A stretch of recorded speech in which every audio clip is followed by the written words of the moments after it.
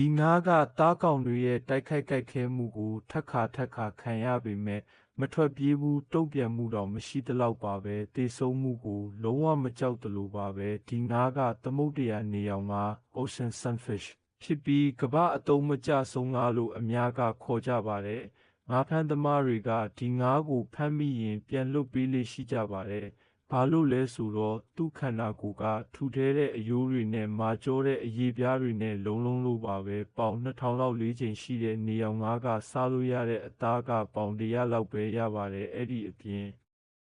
သူ့ခန္ဓာကိုယ်မှာကပ်ပါပိုးတွေအများကြီးရှိပါတယ်အဲ့ဒီပိုးတွေကိုဖယ်ရှားဖို့နေရောင်ငါးကပင်လယ်မျက်နှာပြင်မှာဘေးတိုက်လဲလျောင်းပြီးနေရောင်နဲ့ဇင်ရောင်ငတ်တွေကိုကပ်ပါပိုးတွေဖယ်ရှားခိုင်းပါတယ်သူ့မှာတကယ်အမီးမရှိလို့မြင်မရေကူတတ်တော့သားကောင်တွေကထက်ခါကြိုက်ခဲကြပေမဲ့သူ့အုံနောက်ကတကြသီးလောက်ပဲသေးတော့ဘာဖြစ်နေတယ်ဆိုတာနားမလည်ဘူးတုံ့ပြန်မှုလည်းမရှိပါဘူးထူးဆန်းတဲ့အယိုးဖွဲ့စည်းပုံကြောင့်သူ့ပါးစပ်ကအမြဲလိုဖွင့်နေပါတယ်